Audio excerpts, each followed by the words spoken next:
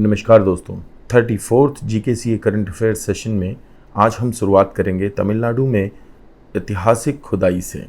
ये किलाड़ी नामक क्षेत्र है जहाँ पर कि ये खुदाई हो रही है। इसे किलाड़ी एक्सकवेशन कहते हैं, खिजाड़ी के नाम से भी जाना जाता है। इसने प्रकाश डाला है एक अर्बन सिविलाइजेशन होने के साक्ष्य पर।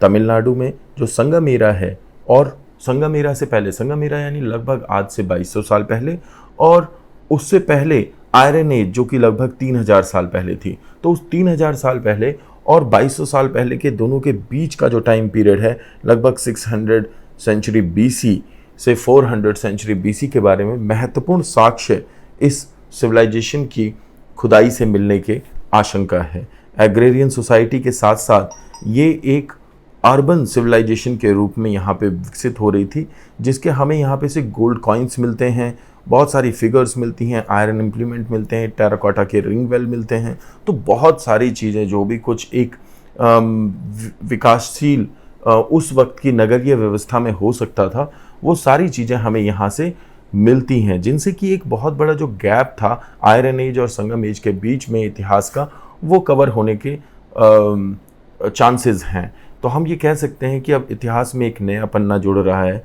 तो आप ये दावा कर सकते हैं कि इतिहास भी परिवर्तित होता है। जैसे जैसे हमारी साइंस की समझ बेहतर होती है, जैसे जैसे हम चीज़ों की जानकारी प्राप्त करते हैं, वैसे वैसे साइंस भी बेहतर होता है।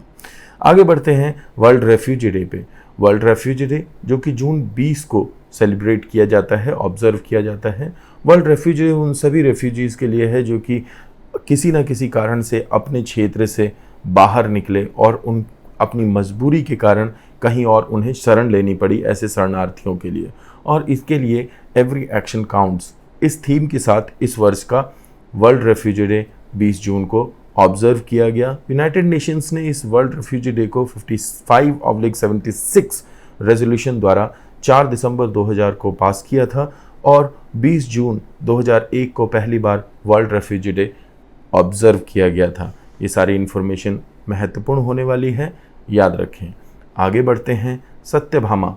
सत्यभामा एक योजना है जो कि माइंस मिनिस्ट्री द्वारा सत्यभामा योजना को चालू किया गया है। Ministry of mines and coal, जो कि प्रहलाद जोशी के अंडर में है। साइंस एंड टेक्नोलॉजी योजना for Atmanirbhar Bharat in mining advancement, ये फुल फॉर्म है सत्यभामा की, आप याद रखें, महत्वपूर्ण होने वाला है।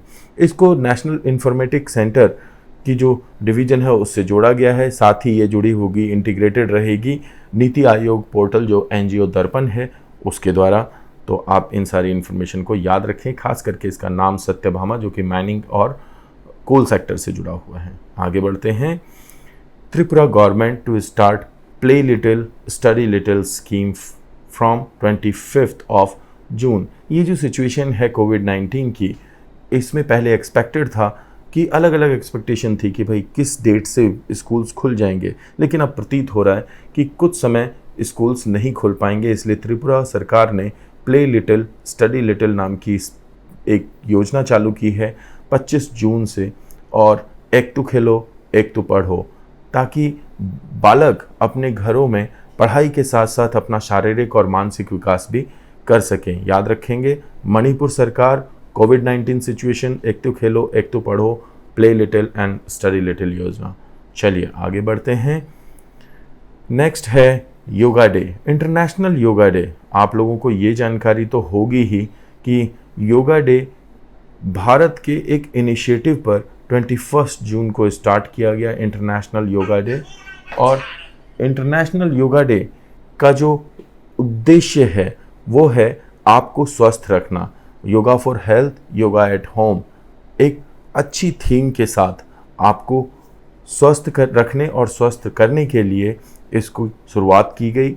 Ministry of Ayurveda, yoga, naturopathy, यूनानी, सिद्ध and homeopathy, Ayush university, Ayush ministry है ये, जो कि इसको हमारे यहाँ पे ऑब्जर्व करती है। इंटरनेशनली इसे UNO द्वारा ऑब्जर्व किया जाता है। आगे बढ़ते हैं। NIPFP, उर्जित पटेल का नाम आपको याद रखना होगा। NIPFP ये एक national institute of public finance and policy है, जिसके कि अब हेड बना दिए गए हैं, चेयरमैन बना दिए गए हैं NIPFP के उर्जित पटेल, और साथ में रथिन रॉय को इसके डायरेक्टर के रूप में नामित किया गया है। याद रखेंगे, इनसे पहले M गोविंद राव और विजय केलकर होते थे इन पोजीशंस पे, जो कि अब पोजीशन संभालेंगे उर्जित पटेल और रथिन राव। अब ये जो national institute for public finance and policy है, ये मुख्य रूप से फाइनेंस और पब्लिक पॉलिसी के क्षेत्र में रिसर्च ओरिएंट करता है, और इसके अब हेड होंगे उर्जित पटेल। तो आपको कमेंट बॉक्स में बताना है कि इससे पहले उर्जित पटेल किस पद पर काबिज हैं। आज के लिए इतना ही। Thank you.